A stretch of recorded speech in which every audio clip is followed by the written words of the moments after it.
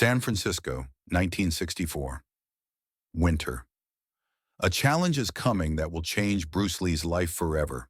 Not in a movie, not on a stage, in a real fight, behind closed doors, where only a handful of witnesses will see what happens, where the reputation of an entire martial arts philosophy hangs in the balance, where 180 seconds will determine whether Bruce Lee is a revolutionary or just another loudmouth.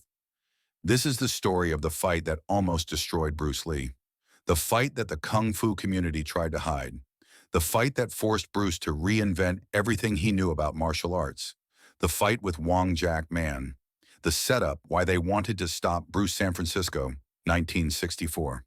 Bruce Lee is 24 years old. He's been in America for 5 years. He opened his first martial arts school in Seattle, then a second one in Oakland. Now he's teaching Kung Fu to anyone who wants to learn. White students, black students, women, anyone with the desire and the money. This is a problem. In 1964, Chinese martial arts are sacred, secret, passed down only within Chinese families, only to Chinese students. The old masters believe Kung Fu is too powerful, too dangerous to teach to outsiders, especially to white Americans. The philosophy is clear. Keep the knowledge within the community, protect the tradition, maintain the purity. Bruce Lee doesn't care about any of this. He teaches whoever walks through his door. He doesn't ask about ethnicity, doesn't check family lineage, doesn't require years of cultural study. If you want to learn, if you're willing to work, Bruce will teach you. This is his philosophy. Knowledge shouldn't be hoarded. Martial arts should evolve, should spread, should be tested against reality instead of locked away in tradition. The Chinese martial arts community in San Francisco is furious. They see Bruce as a traitor, a sellout, someone who's prostituting sacred knowledge for American dollars, someone who's teaching the barbarians how to fight. They whisper about him in Chinatown restaurants. They complain in training halls. They say Bruce Lee is disrespecting the old ways, disrespecting the masters who came before, disrespecting everything Kung Fu stands for. But whispers aren't enough. Someone needs to stop him, publicly, decisively. Enter Wong Jack Man. Wong Jack Man is a martial arts master from Hong Kong, recently arrived in San Francisco, in his late 20s, trained in Northern Shaolin Kung Fu, a classical stylist, technically perfect, fast, powerful, respected. He represents everything traditional about Chinese martial arts: discipline, form, respect for tradition, ancient techniques passed down through generations. The elders of San Francisco's Chinese martial arts community approach Wong Jack Man with a proposition: challenge Bruce Lee, beat him in a formal fight. If Bruce loses, he must agree to stop teaching non-Chinese students. He must close his school to outsiders. He must return to the traditional way of doing things. Wong Jack Man agrees, not because he hates Bruce personally, but because he believes in tradition, believes that some knowledge should remain protected, believes that Bruce is moving too fast, breaking too many rules, dishonoring the art they both love. A formal challenge is issued, written in Chinese, delivered to Bruce's school in Oakland. The terms are clear: a private fight, no rules, continue until one side submits or cannot continue. If Bruce loses, he stops teaching non-Chinese students. If Wong Jack Man loses, the traditional community will leave Bruce alone. Bruce reads the challenge, crumples the paper, throws it in the trash, then picks it back up, smooths it out, reads it again. He's angry, insulted. Who are these people to tell him who he can and can't teach? Who are they to dictate terms? But he's also intrigued, excited even. This is a real fight, not a demonstration, not a tournament with rules and referees, a real test of his philosophy versus traditional Kung Fu. Bruce accepts the challenge. December 1964, the day of the fight. The location is kept secret. Bruce's school in Oakland, second floor, a large training room with wooden floors worn smooth from years of footwork, mirrors on one wall, windows overlooking the street, high ceilings, open space, perfect for a fight. It's a Tuesday afternoon, gray sky outside, rain threatening but not yet falling. Inside, maybe 20 people gathered. Bruce's students, some neutral witnesses, Representatives from the traditional community. No reporters, no cameras, no recordings. What happens here stays here. That's the agreement. Wong Jack Man arrives with 3 representatives, all older men, masters themselves. They're here to witness, to ensure fairness, to verify the outcome. Wong Jack Man wears a traditional kung fu uniform, black silk with gold embroidery. Expensive, formal, immaculate. His hair is tied back. His face is calm, focused, ready. Bruce Lee wears simple black training pants and a white t-shirt, barefoot, no ceremony, no formality. He looks like he's about to do a regular training session, but his eyes tell a different story. Intense, focused, slightly angry. This isn't just a fight for him. This is personal. The room is silent. No trash talk, no bravado. Just 2 men in the space between them. One of the traditional masters steps forward, states the terms in Cantonese, then English. Private challenge match, no rules, no time limit. Fight continues until submission, knockout, or inability to continue. The loser honors the agreement. Both fighters nod. The witnesses move to the edges of the room, clear space, create a circle, maybe 30 feet in diameter, wooden floor, nothing else. No mats, no padding, just hard floor and the consequences of falling on it. Bruce and Wong Jack Man face each other, 10 feet apart. Both drop into fighting stances. Wong Jack Man's stance is classical, beautiful. Textbook Northern Shaolin, feet positioned perfectly, weight distributed precisely, hands in guard position. Every element of his posture comes from centuries of refined technique. This is a museum-quality kung fu stance. Bruce's stance is different, lower, more compact, weight on the balls of his feet, hands positioned unconventionally, not traditional. This is something Bruce has been developing, a synthesis of Wing Chun, boxing, fencing, something new, something the traditional masters have never seen before. One of the witnesses says, "Begin." The first minute, reality hits. Bruce moves first, explodes forward, closes the distance in a heartbeat, throws a straight punch, fast, direct. No wasted motion. Wong Jack Man reacts. His training kicks in. Textbook block. Deflects Bruce's punch. Counters with a straight punch of his own. Classical technique. Perfect form. Bruce slips it, barely, an inch. The punch grazes past his face. They separate. Circle. Both reassessing. Wong Jack Man realizes something immediately. Bruce is faster than expected. Much faster. The videos, the demonstrations he's seen, they don't capture the explosive speed. This is different. This is a problem. Bruce realizes something too. Wong Jack Man is technically excellent. His blocks are precise. His counters are instant. This won't be easy. They engage again, faster now. Exchange of punches. Block, counter, block, counter. The sound of impact echoes through the room. Fist on forearm, fist on shoulder, testing each other, probing for weaknesses. Wong Jack Man throws a spinning back kick. Classical kung fu technique. Looks impressive. Bruce sees it coming, steps inside. The kick misses. Bruce throws a palm strike to Wong Jack Man's ribs. Connects. Wong Jack Man grunts, backs away. First point to Bruce. Wong Jack Man resets, changes strategy. He starts moving more, circling, using footwork, creating distance. This is smart. If Bruce is faster at close range, don't fight at close range. Keep him outside. Use long-range kicks.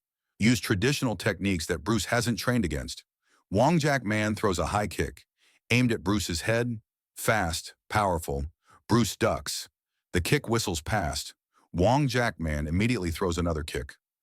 Low this time. Aimed at Bruce's leg. Bruce checks it, shin to shin.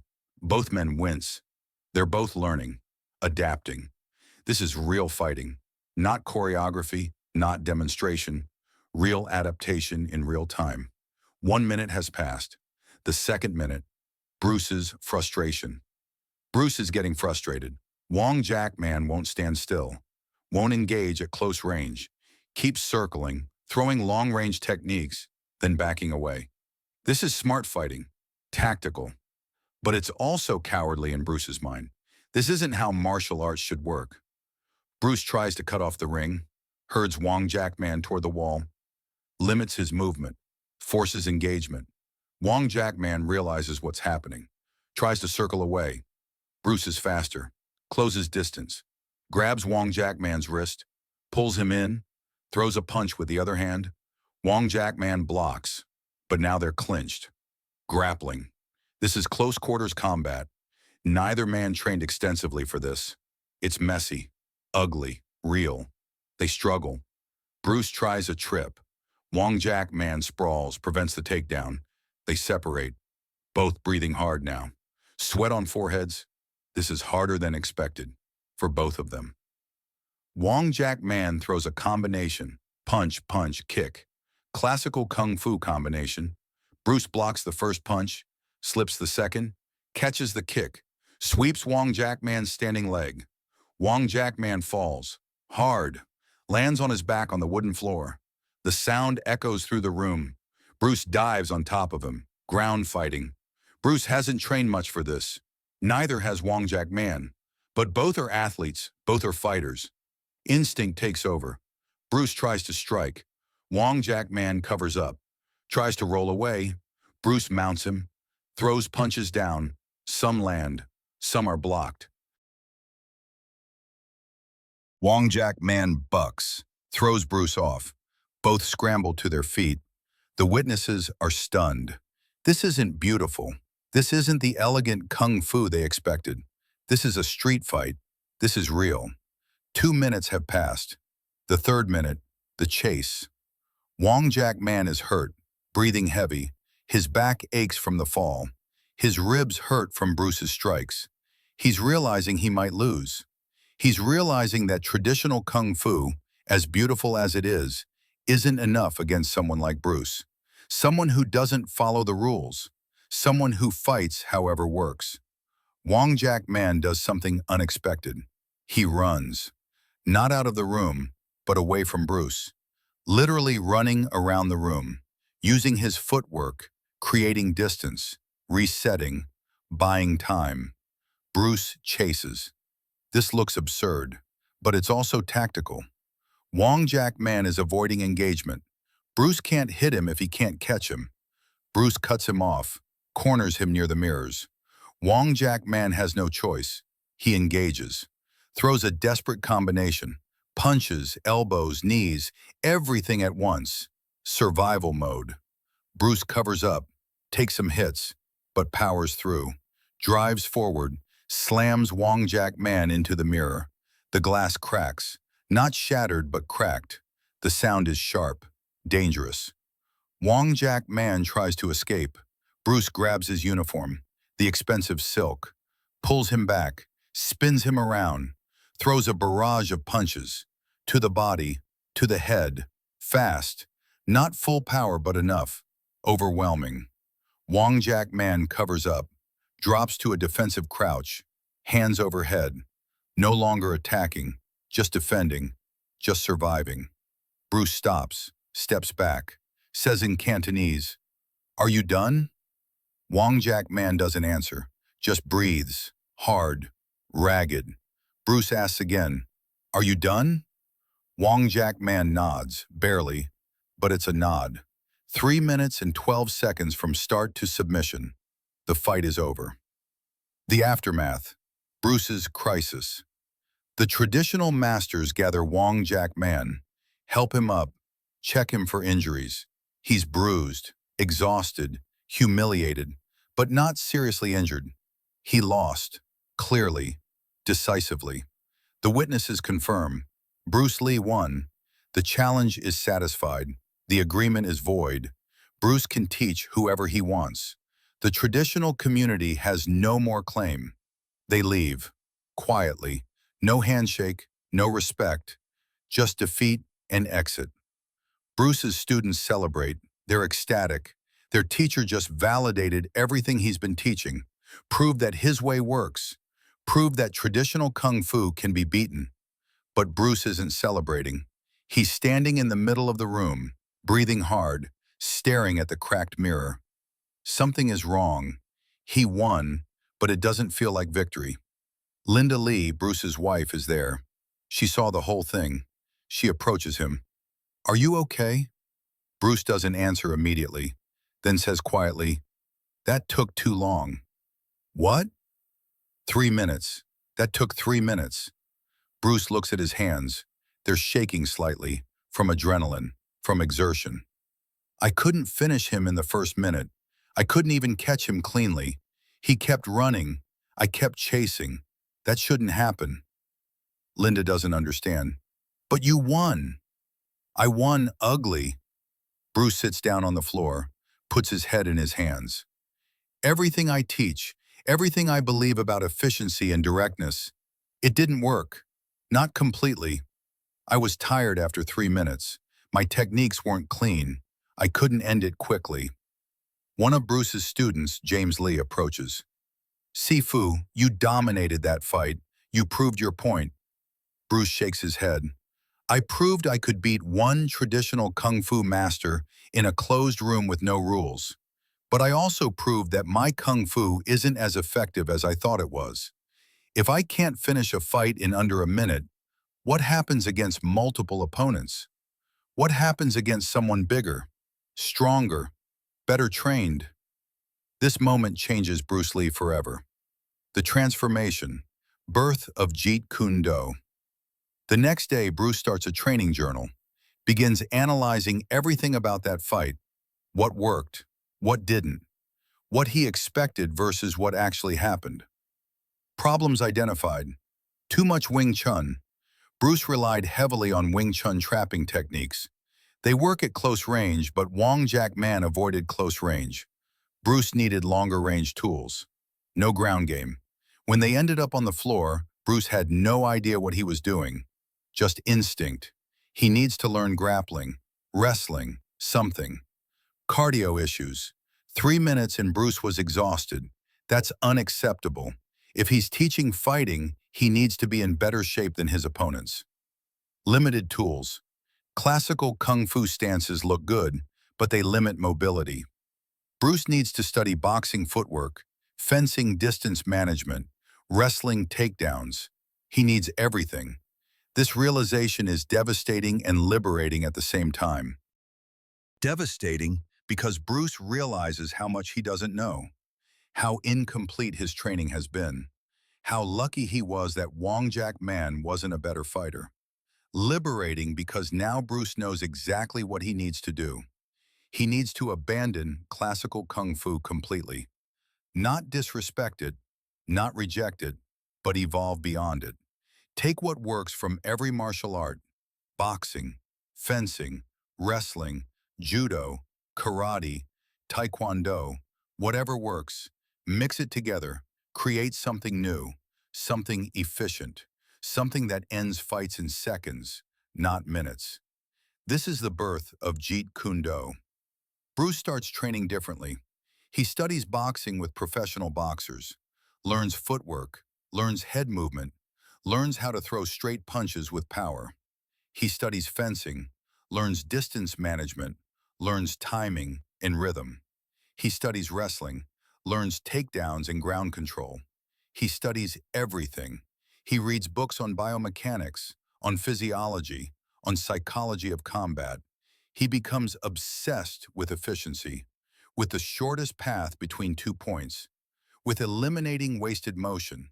He develops new training methods, 1-inch punch, 2-finger push-ups, wooden dummy training but modified, speed bag training, jump rope for hours, running, weightlifting, which was controversial for martial artists in 1964, but Bruce doesn't care about controversy anymore.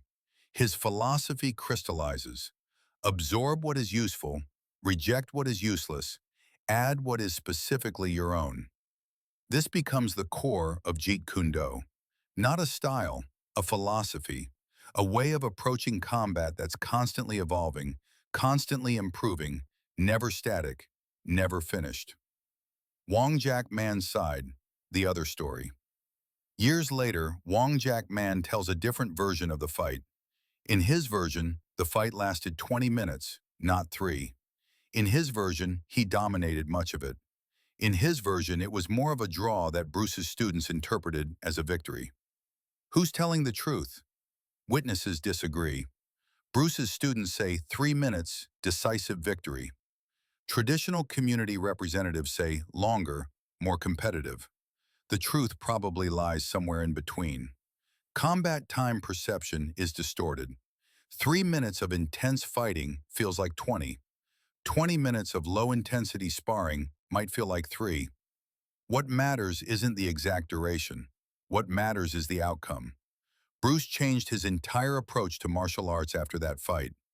You don't do that after a decisive, easy victory. You do that after a difficult, humbling experience. Something that showed you your limitations. Something that forced you to evolve. Wong Jack Man never fought Bruce again. Never issued another challenge. Never tried to reclaim his reputation. He continued teaching traditional kung fu in San Francisco for decades, maintained his school, taught his students, honored the classical methods. But he never spoke much about that fight. When asked, he would say only, Bruce Lee was very fast, very unorthodox, different from traditional fighting. That's telling. Not a claim of victory, not a demand for a rematch, just acknowledgement of Bruce's unique approach. In 2005, Wong Jack Man died, 74 years old. His students honored him as a master of traditional kung fu, as someone who maintained the classical methods in America, as a bridge between old China and new America. Bruce Lee died in 1973, 32 years old. His students honored him as the founder of Jeet Kune Do, as someone who revolutionized martial arts, as someone who questioned everything and rebuilt from first principles. 2 men, 2 philosophies, 1 fight that changed martial arts history. The legacy, what the fight taught us. The fight between Bruce Lee and Wong Jack Man represents something bigger than 2 men fighting in a room. It represents tradition versus evolution, the old way versus the new way, classical technique versus pragmatic effectiveness. Wong Jack Man represented 2,000 years of Chinese martial arts tradition. Beautiful forms, ancient techniques, cultural preservation, respect for the masters who came before. This has value, real value. Tradition connects us to history, gives us foundation, teaches us discipline. Bruce Lee represented evolution, adaptation, questioning, testing. What works in the real world, not what looks good in demonstrations. This also has value, real value. Evolution keeps us alive, keeps us relevant, keeps us honest. The fight proved that both sides have merit, but neither side has all the answers. Traditional kung fu has beautiful techniques, but some don't work in real combat. They were designed for different contexts, different weapons, different eras. Bruce's approach works in combat, but it also risks losing the cultural and philosophical depth that makes martial arts more than just fighting. The answer isn't choosing one or the other. The answer is synthesis. Take the traditional wisdom, the discipline, the philosophy, the cultural context, but test it, challenge it. This is what Bruce learned from his fight with Wong Jack Man. This is what we should learn too. The questions we should ask. What traditions are you defending just because they're traditions? What beliefs are you holding just because you inherited them? What methods are you using just because that's how it's always been done? And on the other side, what are you rejecting without understanding? What are you dismissing without testing? What old wisdom are you losing in your rush to innovate?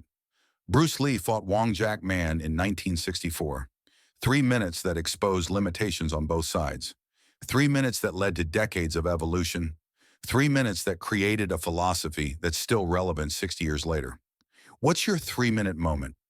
What fight are you avoiding that you should be facing? What challenge would expose your limitations and force you to evolve? Because real growth doesn't come from easy victories. Real growth comes from difficult fights that show you exactly what you need to learn. Bruce Lee understood this. That's why that 3-minute fight with Wong Jack Man mattered more than any of his movie fights. Because it was real. because it hurt, because it changed him. When was the last time you let a fight change you?